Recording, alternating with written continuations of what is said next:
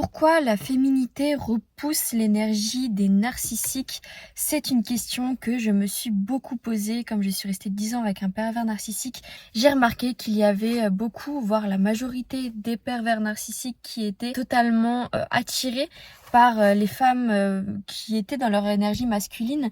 Il faut savoir que l'énergie féminine est l'un de vos plus gros pouvoirs à développer si vous voulez arrêter d'être dans un cercle vicieux, de devoir toujours attirer les mêmes personnes. Vous devez changer quelque chose et ce quelque chose à changer, c'est votre énergie féminine que vous devez apprendre à développer.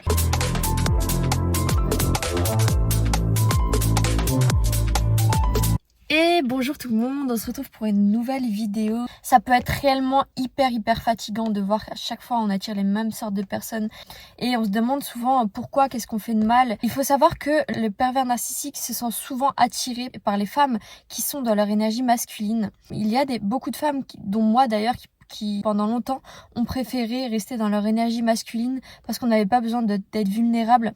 À l'époque actuelle, la vulnérabilité est vraiment vue comme une faiblesse, comme quelque chose de difficile, comme un effort à faire, alors que ça fait vraiment partie de ce que l'on est en tant que femme, de l'énergie féminine.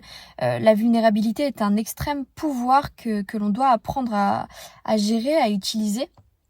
Seulement oui, ça demande du courage. Il est très dur de taper dans cette énergie féminine parce que ça demande justement beaucoup de force d'être vulnérable. Et le pervers narcissique le sait et c'est pour ça qu'il va être attiré par tout le contraire, par les femmes qui ne sont pas en pleine conscience de leur pouvoir. Donc ils vont choisir des femmes dans l'énergie masculine car elles vont un peu se mettre du plomb dans l'aile en gâchant un peu leur force et en étant un peu plus faibles aux yeux des hommes. Aussi, il faut savoir que quand on est pleinement dans son énergie féminine, on attire bien sûr beaucoup plus les regards et ça peut faire peur puisqu'on va attirer beaucoup plus d'hommes. Dans le groupe d'hommes qu'on va attirer, il y aura bien sûr des pervers narcissiques et on a peur de ne pas savoir faire la différence. Donc encore une fois, c'est plus facile de rester dans son énergie masculine pour se protéger de tout ça. Mais on va voir que ce n'est vraiment pas la solution si vous voulez être heureuse sur le long terme. L'énergie masculine chez une femme est très attractive pour les pervers narcissiques, tout simplement parce que la femme n'est pas pleinement dans son pouvoir, elle ne se rend pas pleinement compte de qui elle n'est pas à l'écoute de ses émotions. Il y a comme une barrière entre elle et ses émotions, comme une barrière entre elle et son corps.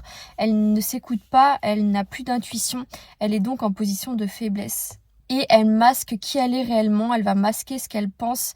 Elle va moins s'exprimer quand quelque chose ne va pas. Elle va avoir du mal à dire ce qu'elle pense. Donc, pour un pervers narcissique, c'est vraiment le cocktail parfait pour être avec quelqu'un qui va pas trop lui faire de rentre-dedans, qui va pas trop non plus contrer son comportement qui est plus que doutable.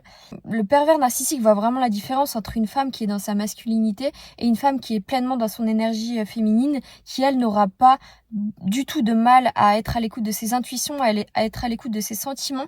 Et une femme qui est réellement dans son énergie féminine va réellement voir tout de suite qu'il y a un problème avec un pervers narcissique. Elle le sentira par ses sentiments, par son intuition. Et le moment où elle sentira ses émotions négatives avec quelqu'un qui pourrait sembler être un pervers narcissique, soit elle va décider de partir directement, soit elle va décider d'en parler. C'est souvent les femmes qui n'osent pas parler, qui se retrouvent dans une relation avec un pervers narcissique pendant des années et des années. Ça a été totalement mon cas, je ne parlais pas quand ça allait mal, j'osais pas parler, j'osais pas vraiment dire qui j'étais, j'osais pas dire mes sentiments.